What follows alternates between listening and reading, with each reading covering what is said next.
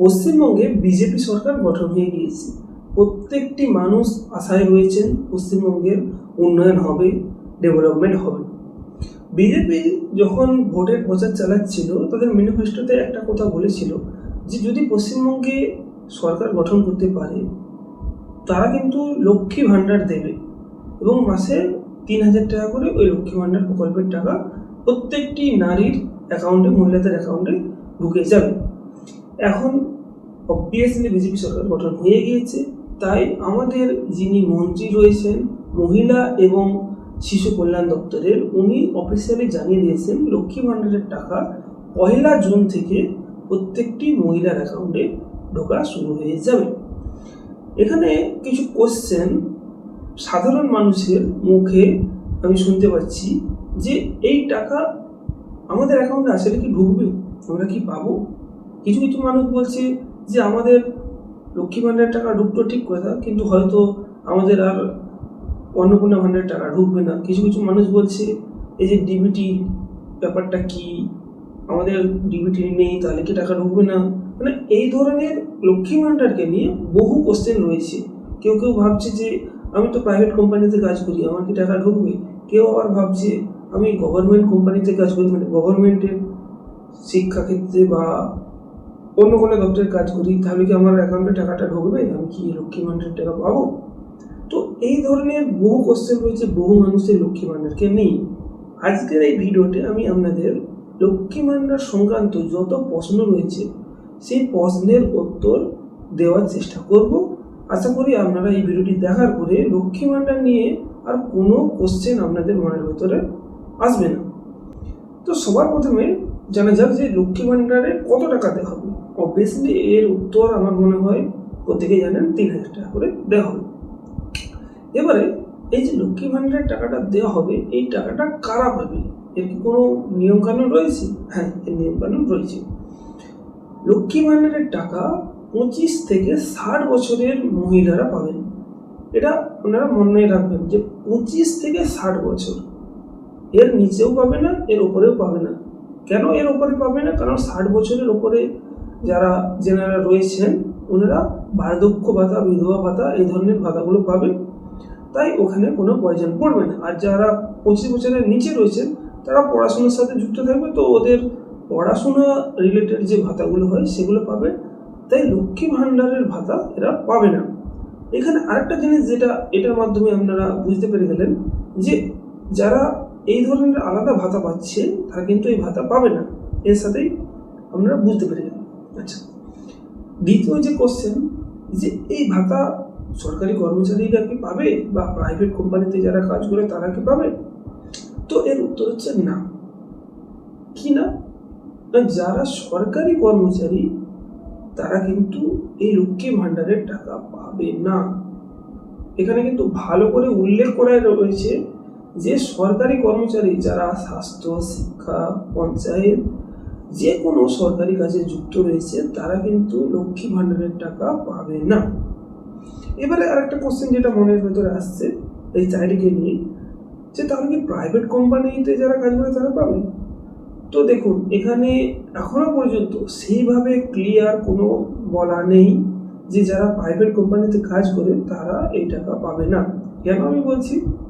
তার কারণ এখানে একটা জিনিস যেটা লেখা রয়েছে সেটা হচ্ছে যারা কর প্রদান করে, মানে ইনকাম ট্যাক্স, তারা এই লক্ষ্মী ভাণ্ডারের টাকা পাবে না। বাট প্রশ্নটা এখানে সরকারি কর্মচারী বহু রয়েছেন যাদের বেতন অল্প, এবং বেসরকারি কিছু কর্মচারী রয়েছে তাদেরও বেতন কিছু অল্প, মানে ধরুন 10,000, 12,000, 15,000 এরকম রয়েছে কিছু ব্যক্তি, 20,000। সরকারি ক্ষেত্রে তো এখানে পুরো ক্লিয়ার হয়ে গেল যে এই ব্যক্তিটা লক্ষ্মী ভাণ্ডারের টাকা পাবে না, কিন্তু বেসরকারির ক্ষেত্রে এখানে কিন্তু বলা নেই যে এনারা টাকা পাবে বা পাবে না। বাট এখানে যেটা বলা রয়েছে সেটা হচ্ছে যারা কর প্রদান করে তারা পাবে না। অর্থাৎ আমি যদি এটা ধরে নিই যে যারা প্রাইভেট কোম্পানিতে কাজ করে তাদের বেতন যদি কম হয়ে থাকে, অবভিয়াসলি যাদের বেতন কম তারা ইনকাম ট্যাক্স কেন অ্যাপ্লাই করবে, মানে ইনকাম ট্যাক্স কেন দেবে? একটা তো লিমিট আছে না, তার উপরে গেলেই ইনকাম ট্যাক্স দেয়। তো তার মানে এটাই যে সরকারি কর্মচারীরা কোনো প্রকার লক্ষ্মী ভাণ্ডার পাবে না, বেসরকারি কর্মচারীরা লক্ষ্মী ভাণ্ডার পাবে কি পাবে না সেটা এখনো পর্যন্ত ক্লিয়ার করে বলা হয়নি, তবে আগামী 1 জুনের পরে এই বিষয়টা ক্লিয়ার হয়ে যাবে। তো এটা তো একটা কোশ্চেন মার্ক রেখে দেওয়া আপনাদের ভেতরে দরকার।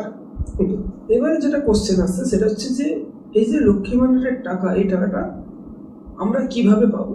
লক্ষ্মী ভাণ্ডারের টাকা পাওয়ার জন্য আপনার ব্যাংকের অ্যাকাউন্টের সাথে আপনার আধার কার্ডের লিঙ্ক থাকতে হবে এবং আপনার ডিবিটি ইনেবল থাকতে হবে। ডিবিটি মানে কি? Direct to bank transfer.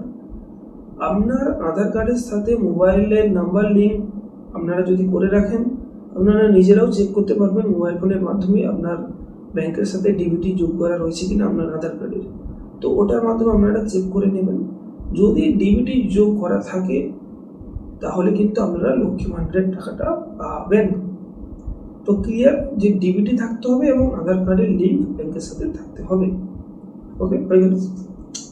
এবারে যেটা কোশ্চেন আরেকটি উঠে আসে সেটা হচ্ছে যে রিসেন্টলি যে আমাদের এসআইআর হয়েছিল ওখানে বহু মানুষের নাম বাতিল হয়েছে। বহু মানুষের, কিছু বাংলাদেশি রয়েছে, কিছু মৃত ব্যক্তি রয়েছে। এই ব্যক্তিগুলো কি টাকা পাবে? এর উত্তর হচ্ছে না, টাকা পাবে না। কিন্তু এর মধ্যে কিছু ব্যক্তি আবার টাকা পাবে। মানে একটু জটিল হয়ে যাচ্ছে না ব্যাপারটা, তো আমি আপনাদের ক্লিয়ার করে দিই।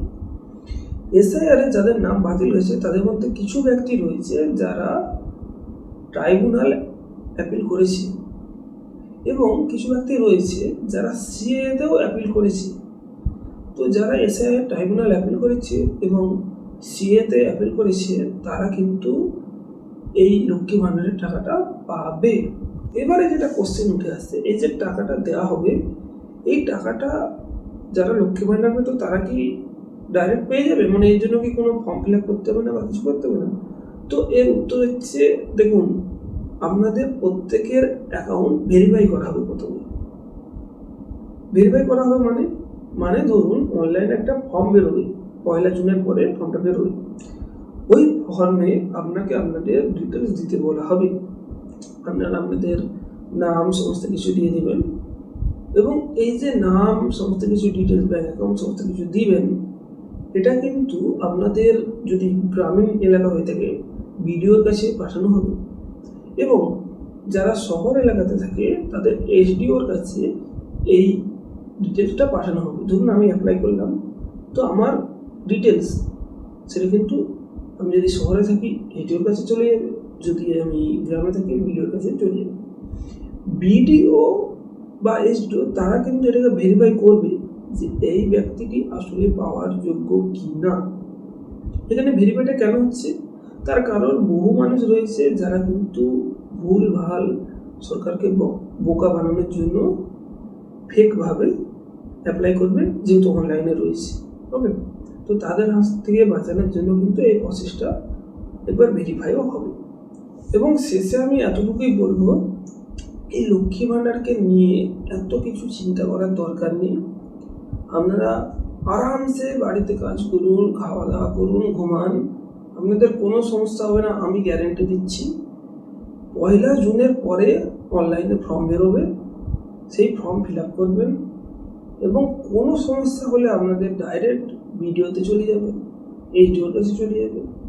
এবং অবভিয়াসলি সরকারের পরিবর্তন হয়েছে, ডবল ইঞ্জিন সরকার এসেছে, কাজ দ্রুতগতির সাথে হবে।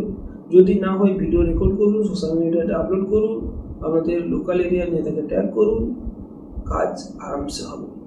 তো অত ভাবার দরকার নেই যে লক্ষ্মী ভাণ্ডার পাবো কি পাবো না। তবে আমি গ্যারেন্টি দিচ্ছি যে আপনারা যদি সত্যিকারের এই ফুলফিলগুলো করতে পারেন ক্রাইটেরিয়া, আপনারা প্রত্যেকেই টাকা পাবেন, কারো বাদ যাবে।